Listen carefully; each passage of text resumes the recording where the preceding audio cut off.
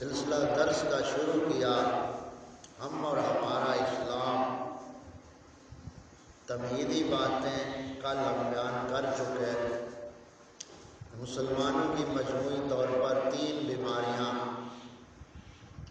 ان کی نشاندہی کل ہم نے کی اور آپ کو بتایا، اور پھر اس کا علاج جس کے لیے ہم نے یہ موضوع چنا اور اسے شروع کیا ہے۔ کل ہم نے مسلمانوں کی ملی جلی بیماریاں جو ہے اجمالی طور پر 3 بیماریوں کا ذکر کیا تھا۔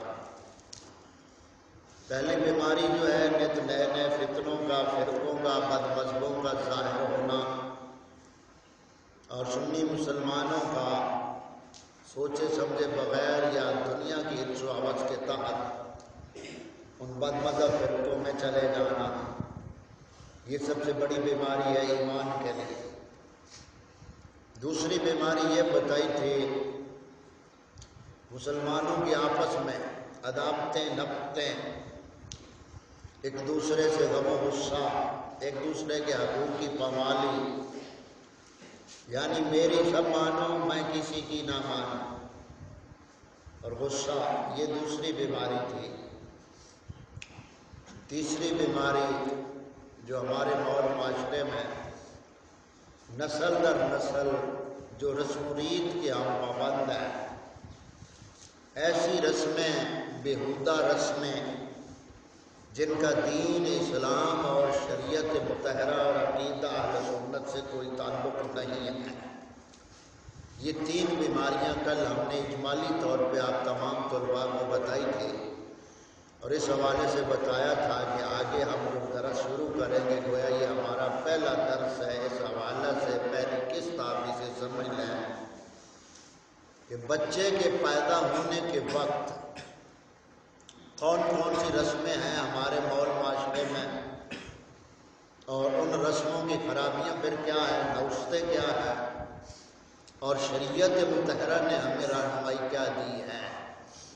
تو آج ہمارا یہ پہلا درس اس حوالے سے ہے، ہم اور ہمارا اسلام کے حوالے سے، کہ بچے کی پیدائش کے وقت شریعت ہمیں کیا کہتی ہے، اور ہم لوگ جو مسلمان ہیں ہم کیا کرتے ہیں۔ اس حوالے سے پہلے ملی جلی رسمیں جو پاکستان میں، برصغیر پورے میں، ہندوستان میں ملی جلی جو رسمیں ہیں پائی جاتی ہیں، پہلے ہم ان رسموں کی نشاندہی کریں گے، اور پھر اس کے بعد جو شریعت مطہرہ نے ہمیں رہنمائی دی ہے ہم اسے سمجھیں گے۔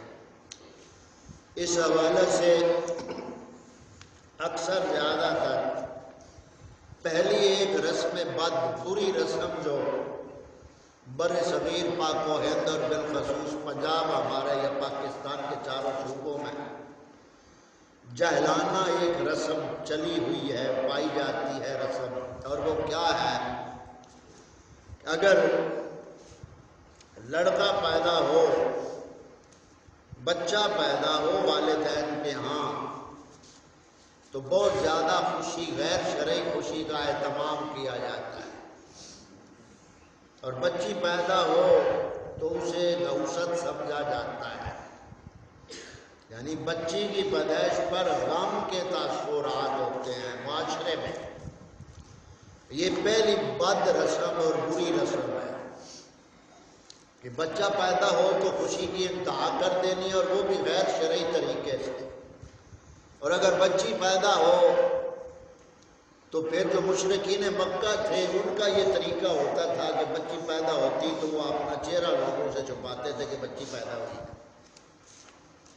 یہ سب سے بری رسم ہے۔ دوسری رسم،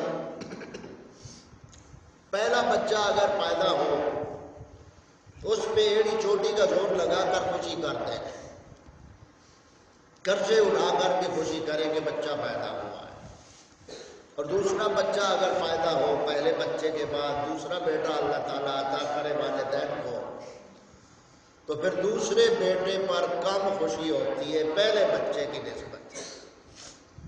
تو ایک فرق تو یہی اولاد میں ماں باپ نے ڈال دیا کہ پہلا بچے کی خوشی پہ اتنا کچھ ہوا اور دوسرے میں اتنا نہ کر سکے، یہ دوسری بری رسم ہے۔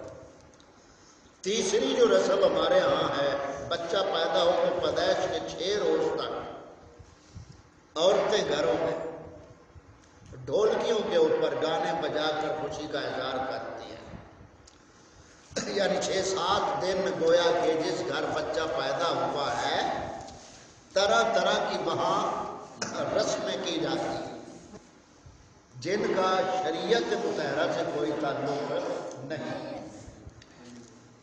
اور چوتھے نمبر پر بچے کی پیدائش کے دن لڈو یا کوئی مٹھائی رشتہ داروں میں بانٹی جاتی ہے۔ ہاں، اگر اللہ تعالیٰ کی رضا کے لیے کوئی والدین سخاوت کرتے ہیں تو اچھی بات ہے، لیکن محض دکھاوے کے لیے کہ رشتہ دار ہیں وہ کہیں گے ہمیں سنو ہی نہیں، ہماری اللہ تعالیٰ نے آپ کو بیٹا دیا ہے۔ اللہ تعالیٰ اور رسول کریم صلی اللہ علیہ وسلم کی رضا کے لیے بچے کے پیدائش پر جو خوشی ہے وہ آگے جب ہم اسلامی طریقہ بیان کریں گے تو اس میں وہ بات آ جائے گی۔ سر دست ہمارے ماحول معاشرے میں بچے کے پیدا ہونے پر رشتہ داروں کو مٹھائیوں سے نوازا جاتا ہے، یہ چوتھی چیز۔ پانچویں چیز، پھر اس دن مانگنے والوں کی لین بندی ہوتی ہے۔ یہ نقلیے جتنے ہیں گلوکار ٹائپ شکل کے مانگنے والے، ان کا تو پھر وہاں بہت کچھ رش ہوتا ہے، اور جو بچے کے وارث ہوتے ہیں والدین یا رشتہ دار، وہ انہی نٹوں بھنڈوں کنجروں کو نوازنے کے لیے اپنی جیبیں کھولتے ہیں۔ یہ ہم آپ سوچ لیں نا بھائی، بچے کو ہم کس طرح پروان چڑھا رہے ہیں۔ جیسے بری خوراک کا اثر ہوتا ہے ایسے ہی بری صحبت کا بھی اثر ہوتا ہے۔ تو بچے کے پیدا ہونے سے ابھی بچہ پیدا ہوا ہے، کوئی گناہ اس کے ذمہ نہیں، ایک پاک روح آپ کے گھر میں آئی، اللہ تعالیٰ کا انعام ہے، تو ہم اس بچے کی خوشی کو اس طرح ظاہر کرتے ہیں کہ گویا جتنے کنجر ہیں ان سب کے اوپر آپ لوٹ نچھاور کرتے چلے جائیں گے۔ یہ سب سے بڑی لعنت اور نحوست ہے۔ یہی نحوستیں پھر آگے اولاد کے اوپر پڑتی ہے اور اولاد میں منتقل ہوتی ہیں، اور پھر آگے نسل در نسل یہی سلسلہ چلتا ہے۔ چھٹے نمبر پر بہن بہنوئی وغیرہ، جوڑے وغیرہ کپڑوں کے اور بہت سی ساری رسمیں کرتے ہیں کہ یعنی بہن بہنوئی آتے ہیں، بھی بچہ پیدا ہوا ہے تو پھر نئے جوڑے لائیں گے، کپڑے خریدیں گے، بہت ساری خریداری کریں گے، پھر چلو ہم انہیں کے ہاں جا رہے ہیں۔ یہ 6 اور 7ویں نمبر پہ دلہن کے ماں باپ بھائی کی طرف سے چھوچت آنا ہوتا ہے۔ کیا یعنی جو کہتے ہیں نا ڈھوک، چلو رسمی ڈھوک ہے، اس میں چیزیں پکانا، مختلف کے کھانے وغیرہ، یہ ساری چیزیں شامل کر کے دلہن دلہا ساس سسر نو، حتیٰ کہ گھر کے بائستی بھنگی کے لیے بھی کپڑوں کا جوڑا لاتے ہیں۔ یعنی یہ ہمارے مول معاشرے میں نوستے ہیں۔ 8ویں نمبر پر مالن اور بٹیاری گھر کے دروازوں کے اوپر سیرا باندھتے ہیں، اشرید پتے نہیں بچے رکھے ہو، وہ باندھ دیتی ہیں اور پھر بیٹھ جاتی ہیں اپنا برتن رکھ کر، جو بھی عزیز رشتہ دار آئے اسے تھوڑا تھوڑا جو کسی کی حق توفیق ہے وہ اسے خدمت اس کی جاتی ہے۔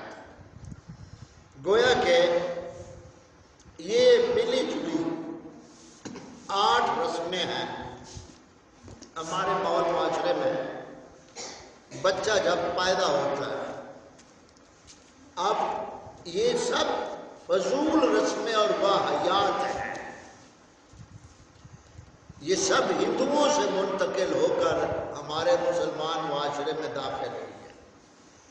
یہ جو 8 ہم نے عرض کی، اب اس حوالہ سے ان رسموں کی خرابی کیا ہے وہ ہم بیان کر کے آج کا ہمارا یہ درس اختتام کو پہنچے گا۔ ابھی توجہ تمام بچے رکھو۔ ان تمام 8 رسموں کی خرابیوں میں سے جو پہلی رسم ہے خرابی، جو میں نے بتایا کہ بچے کے پیدا ہونے پر خوشی اور بچی پیدا ہو تو افسوس کرتے ہیں والدین، اور اتنی خوشی نہیں ہوتی ہے۔ بچی کے پیدا ہونے پر اتنی خوشی نہیں کرتے۔ یہ سب نوسط و مشرکین مکہ والی ہے۔ قرآن پاک فرماتا ہے ان مشرکین کی بات کو بیان کرتے ہوئے سورۃ النحل میں آیت نمبر 58 میں وَإِذَا بُشِّرَ أَحَدُهُمْ بِالْأُنثَىٰ ظَلَّ وَجْهُهُ مُسْوَدًّا وَهُوَ كَظِيمٌ، اور جب اسے بچی کی خوشخبری دی جاتی ہے تو منہ چھپاتا پھرتا ہے غصے میں، منہ چھپاتا پھرتا ہے کہ بچی کیوں ہو گئی۔ یہ آج آپ نوسطیں دیکھ رہے ہیں، یہ سائنس کی لعنت جب سے مشینری آئی ہے، یعنی جن کی اپنی خوشی سے اپنا لو میرج ہوتی ہے نا جن کی، ان کو پھر شیطان یہ بھی وسوسہ ڈالتا ہے کہ اگر بچی ہوئی تو پھر ہم اس کو ختم کر دیں گے، بچہ ہوا تو پھر ہم رکھ لیں۔ یہاں تک تو یہ لعنتیں نوسطیں پہنچ چکی ہیں۔ تو ہمیشہ ذہن میں رکھو کہ بچی اگر گھر میں پیدا ہو، سب سے پہلے بچی پیدا ہو اللہ تعالیٰ کی رحمت کا ذریعہ ہوتی ہے۔ کیوں؟ ہمارے آقا کریم صلی اللہ علیہ وآلہ وسلم کے در اقدس پر سب سے پہلے بیٹی پیدا کی، سب سے پہلے بیٹی پیدا کی۔ اور اب آپ کو بتایا بھی کہ آپ صلی اللہ علیہ وسلم کی 4 بیٹیاں پاک ہیں۔ پہلی بیٹی جو سب سے بڑی اولاد ہے آقا کریم صلی اللہ علیہ وسلم کی، وہ حضرت سیدہ زینب ہے، حضرت سیدہ زینب۔ اور دوسری بیٹی پاک کا نام ہے حضرت سیدہ ام کلثوم، اور تیسری بیٹی پاک کا نام ہے سیدہ رقیہ، اور چوتھی بیٹی پاک کا نام ہے سیدہ فاطمہ الزہرا سلام اللہ علیہا و رضوان اللہ علیہا۔ سمجھ آ گئی؟ تو پہلے بیٹی گھر میں پیدا ہو تو یہ برکت اور رحمت کا ذریعہ بنتی ہے۔ اس لیے ہمارے آقا کریم صلی اللہ علیہ وآلہ وسلم نے فرمایا اللہ تعالی جن والدین کو 2 بیٹیاں عطا فرمائے اور وہ ان کی دینی پرورش کر کے دین کے حوالے سے ان کے لیے جو دین کی تعلیم ضروری ہے وہ تعلیم انہیں دلا کر وقت کے اوپر ان کو گھر والا بنا دے تو قیامت والے دن ماں باپ اور جہنم کے درمیان وہ بیٹیاں ایک دیوار بن جائیں، یعنی ماں باپ کو جہنم سے بچا لیں گے۔ تو یہ پہلی خرابی یہ ہے ہمارے معاشرے میں۔ اور دوسرا اس حوالے سے جو عورتیں گاتی بجاتی ہیں، خوشی کرتی ہیں، یہ تو ڈھکی چھپی بات نہیں ہے، یہ اتنی بڑی لعنت ہے کہ اتنی سینما قجروں میں اس وقت منظر نہیں ہوتا جو گھروں میں اس طرح کے طریقے جاری ہو جاتے ہیں۔ اب وہ ساری نوسطیں پڑتی ہی اولادوں پر ہے، اور آگے نسل در نسل ان تمام چیزوں سے بچنے کے لیے یہ جو 8 ہیں خرابیاں ہم نے بیان کی، تو ان میں پہلی خرابی کے بارے میں ہم نے بتایا کہ آقا کریم صلی اللہ علیہ وسلم کے در دولت میں سب سے پہلے بیٹی پیدا ہوئی، تو جس ماں خوش قسمت ہے وہ ماں باپ جن کے ہاں سب سے پہلے بچی پیدا ہوتی ہے، اور اس بچی کے پیدا ہونے پر یہ بچہ پیدا ہو تو ہمیں شکرانے کے طور پر اللہ تعالیٰ کی بارگاہ میں نفلوں کا شکرانہ ادا کرنا چاہیے، اور ہو سکے رب تعالیٰ توفیق دے تو اللہ تعالیٰ کے محبوب کریم صلی اللہ علیہ وسلم کے لائے ہوئے دین کی محفل کا اہتمام کرنا چاہیے، اور ایسی محفل کا اہتمام ہو کہ جس میں دین بیان کیا جائے اور حقوق بیان کیے جائیں تاکہ اس محفل کا فائدہ سننے والوں کو بھی ہو۔ تو یہ اگر طریقہ اختیار کیا جائے تو یہ بہت اچھا اور بہتر ہے۔ اور یہ جو مانگنے والے آتے ہیں اس حوالے سے، مانگنے والے آپ دیکھیں ہندو سکھ اور عیسائیوں میں آپ کو کوئی مانگنے والا منگتا نہیں ملے گا۔ ان قوموں میں کوئی منگتا نہیں ہے۔ یہ جتنے ہڈے کٹے کنجر مانگنے والے ہیں یہ مسلمان قوم میں ہیں۔ اس کی وجہ کیا ہے کہ ہم لوگوں نے ہی ان کو دلیر بنا رکھا ہے۔ ان کو اگر نہ ہم دیں جو ہڈے کٹے مانگتے ہیں، ان کو اگر نہ دیں تو وہ خود کما کر کھائیں۔ ان کو پتہ ہوتا ہے یہ پنڈوں میں ہماری وراثت ہے، ہم نے حصہ لینا ہوتا ہے، جا کر لے لیں گے۔ اور ماں بہنیں جو ان سے معروف ہوتی ہیں کہ چلو جی منگتے نہ ہٹاؤ جی مہنگا بھی ہے۔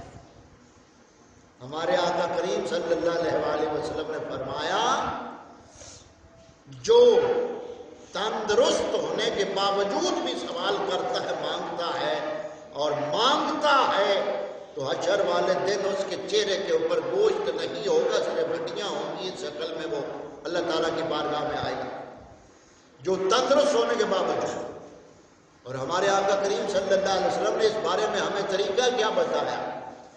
ایک شخص تھا دور نبی صلی اللہ علیہ وسلم میں، اس کے پاس کوئی اور کوئی چیز نہیں تھی، یعنی وہ مانگتا تھا۔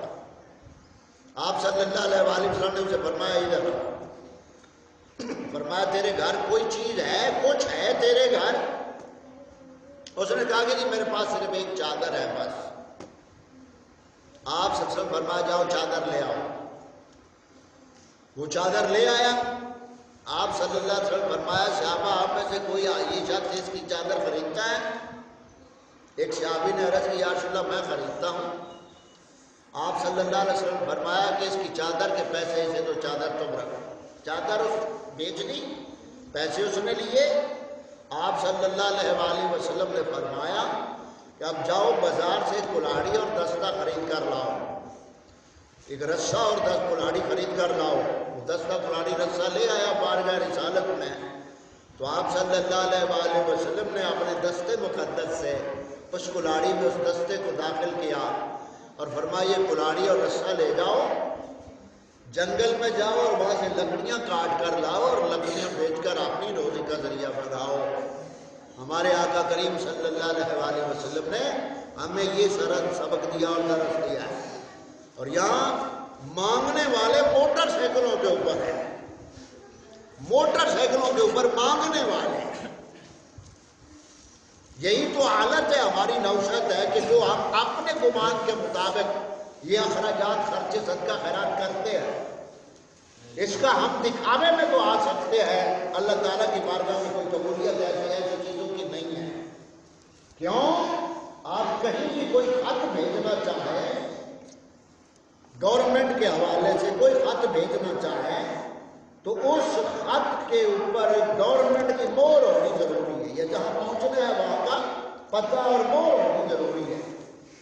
اور مہر نہیں ہے، پتہ نہیں ہے تو خط کہیں جا سکتا نہیں ہے۔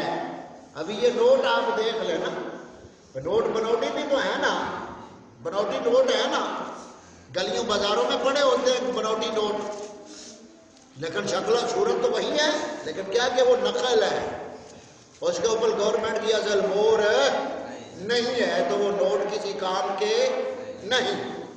اسی طرح ایسا عمل جس عمل کے اوپر شریعت پاک کی مہر نہیں ہے وہ عمل قبول نہیں ہے۔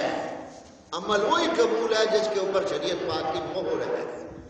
تو آج ہم نے یہ ملی جلی باتوں میں صرف پہلی بات جو ہم نے کی، بچہ کے پیدا ہونے کے وقت جو یہ بری رسمیں ان کی نشاندہی کی، اب اسلامی رسموں میں ہمیں کرنا کیا چاہیے، یہ بات توجہ سے آخری چنیں۔ سب سے پہلے بچہ پیدا ہو تو پیدا ہوتے ہی بچے کو نہلایا جائے، یعنی بچے کو نہلایا جائے، جو ہی بچہ پیدا ہو اسے نہلایا جائے، پانی سے غسل دیا جائے، اور اس کے بعد اس کا ناڑو وغیرہ کاٹا جائے۔ ناڑو جی ناڑ ہوتی ہے نا، ناف، اس کو کاٹا جاتا ہے اور یہ دائیا کا کام ہوتا ہے۔ اس سے بچہ ماں کے پیٹ میں خوراک حاصل کرتا ہے. یہ جو ناڑو دھنی والی جگہ ہوتی ہے اس کو کاٹا جائے اور جتنا جلدی ہو سکے اس کے دائیں کان میں اذان کہی جائے اور بائیں کان میں تکبیر کہی جائے. اذان کہنے والا باپ ہے جانتا ہے تو سبحان اللہ.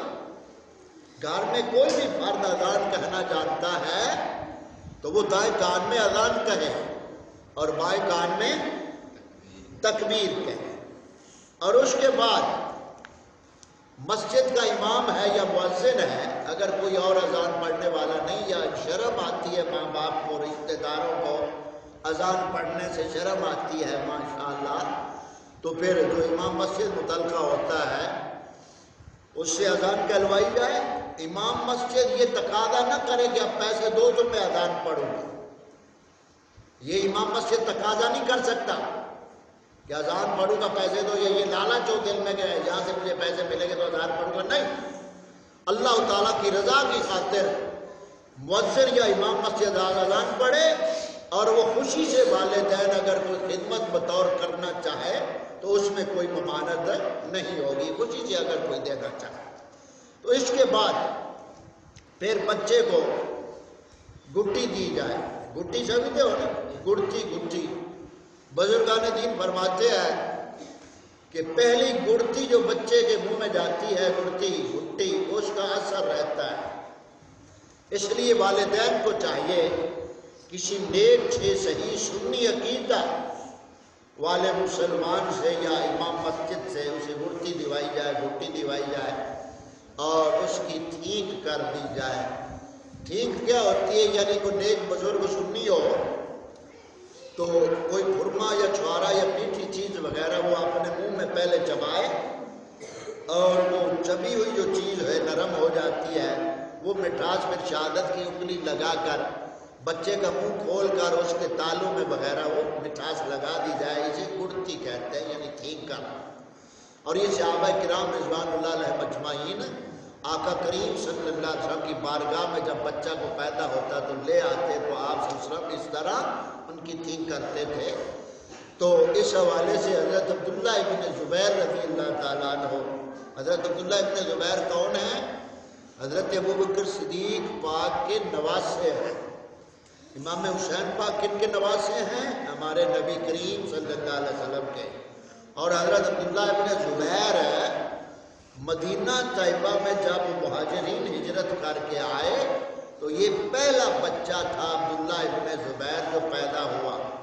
اور آپ کی والدہ آپ کو بارگاہ رسالت میں لے آئی تو آپ صلی اللہ علیہ وآلہ وسلم نے کان میں اذان ادا پر کہی اور تکبیر کہی اور پھر لعاب دہن اپنا عبداللہ ابن زبیر کے منہ میں ڈالا گھٹی کے طور پر. تو یہی عبداللہ بن زبیر پر جب شہید ہوئے، حجاج بن یوسف ظالم نے آپ کو شہید کیا تو آپ کی جو لاش مبارک تھی یہ بیت اللہ کے چوک کے اوپر لٹکی رہی، پتہ نہیں کتنے دن تک لٹکی رہی اور پھر آپ کے جسم سے خوشبو آتی تھی. تو وہ صحابہ جو بوڑھے ہو چکے تھے، جو جانتے تھے عبداللہ بن زبیر کی ولادت کے وقت، انہوں نے کہا کہ جب آپ کی لاش کے قریب سے لوگ گزرتے تو خوشبو آتی تھی. آقا کریم صلی اللہ علیہ وسلم کے لعاب دہن کی وہ خوشبو مبارک تھی. اعلیٰ حضرت نے اسی لیے فرمایا نا، ایسی نہیں خوشبو کسی پھول میں، ایسی نہیں خوشبو کسی پھول میں جیسی میرے آقا کے پسینے میں. تو آج کا ہمارا یہ جو پہلا درس تھا بچے کے پیدا ہونے کے بعد بغیر اسلامی رسمیں ان کی نشاندہی ہم نے کی اور اسلامی طریقہ کار بتایا کہ بچہ پیدا ہو تو شکرانے کے نفل ادا کیے جائیں، صدقہ خیرات غریبوں کو دیا جائے اللہ تعالیٰ کی رضا کی خاطر، اور پھر اس کا ناڑو وغیرہ اور دائی جو ہوتی ہے اس کے ساتھ اجرت طے کر لی جائے اور اس کو پھر ولادت بچے کی پیدائش کے بعد اجرت فوراً ادا کر دینی چاہیے. جہاں ہم نے دینا ہوتا ہے شریعت کہتی ہے وہاں ہم کہتے ہیں چلو جی کوئی نہیں لے لو بس، اور جہاں نہیں دینا ہوتا وہ ہزاروں روپے برباد کر دیتے ہیں. تو ہماری اصل نسل فصل تو تینوں بربادی کے دانے پہ کھڑی ہیں، تو وصل کہاں سے ملے؟ وصل کیا ہوتا ہے؟ اللہ تعالیٰ کی بارگاہ میں ملاقات کا شوق رکھنا. یہ مرنے کے بعد ہونا ہے. تو یہ شوق اگر دل میں ہوتا اور ہے زندہ ہو تو پہلے پھر انسان اصل کو دیکھتا ہے. اصل کیا؟ بنیاد، بیج. پھر نسل کو دیکھتا ہے، یہ اولاد ہے. پھر فصل کو دیکھتا ہے، فصل اولاد کے اعمال ہیں. یہ اصل، نسل، وصل تو سب ختم ہوتے نظر آ رہے ہیں. تو ان لفظوں پہ ہم اکتفا کرتے ہوئے کل ہم انشاءاللہ تعالی اگلے مسئلے کو لیں گے کہ بچے کی پیدائش کے بعد اسلامی طریقے میں 2 چیزیں ہمیں شریعت نے دی ہے: عقیقہ کرنا، بچے کا عقیقہ کرنا، اور ختنہ یعنی سنتے بڑھانا. عقیقہ اور ختنہ، یہ 2 باتیں کل ہم انشاءاللہ تعالی بچے کے حوالے سے دوسرے درس میں عرض کریں گے. تو آج کا ہمارا یہاں درس جو پہلا یہ اختتام کو پہنچتا ہے، اور اب ہم دوسرے اسباق کی طرف بڑھیں گے اور تمام